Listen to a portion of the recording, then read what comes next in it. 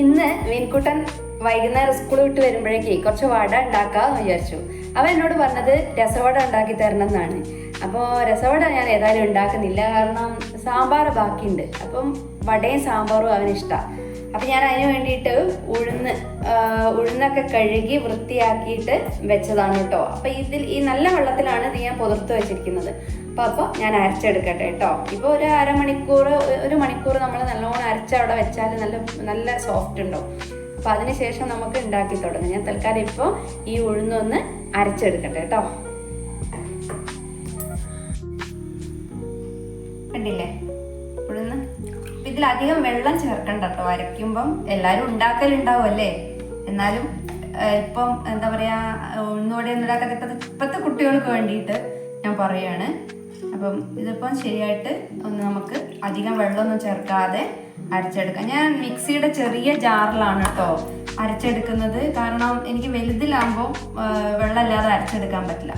അപ്പം ഞാനൊന്ന് അരച്ചെടുക്കട്ടെ കേട്ടോ.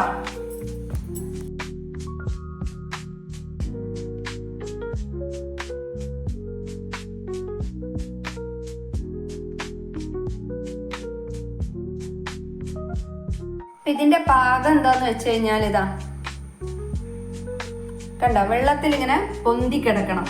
ഇതാണ് കേട്ടോ ഈ മാവിന്റെ പാകം.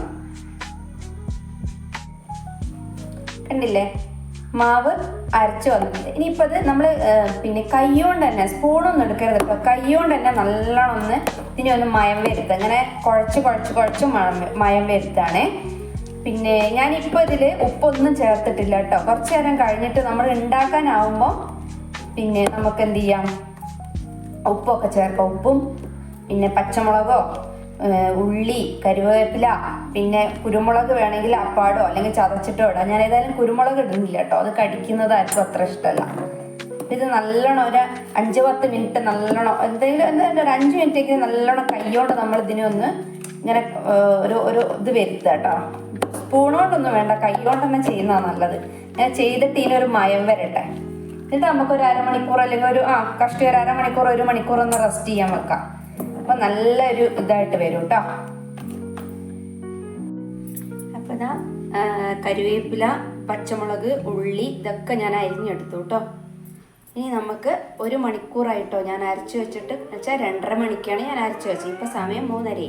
ഞാൻ ആ റെസ്റ്റ് ചെയ്യാൻ വെച്ച മാവിലേക്ക് ഇതെല്ലാം കൂടെ ഒന്ന് മിക്സ് ചെയ്യട്ടെ. അല്പം ഉപ്പും ചേർത്ത് മിക്സ് ചെയ്യാം.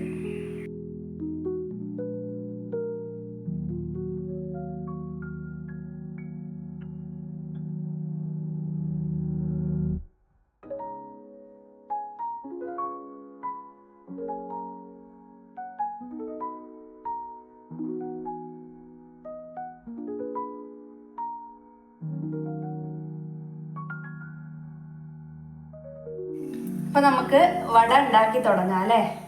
ഞാൻ ചീനച്ചട്ടി അടുപ്പത്ത് വെച്ചിട്ടുണ്ട് കേട്ടോ.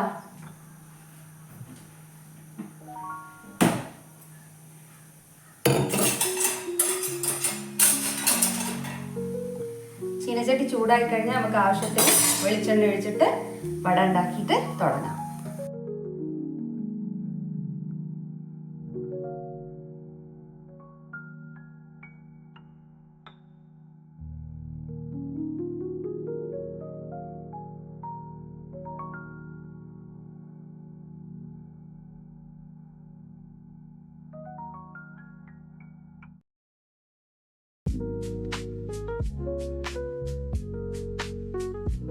ആദ്യത്തെ വട റെഡി ആയിട്ടോ.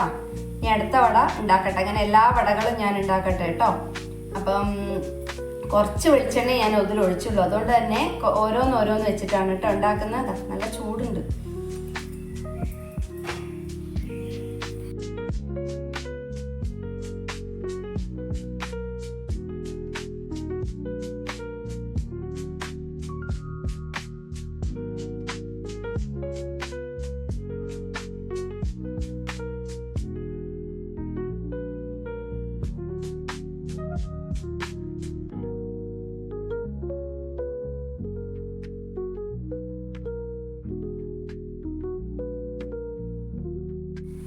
ഇല്ലേ, നല്ല ക്രിസ്പി വടയാണ് കേട്ടോ.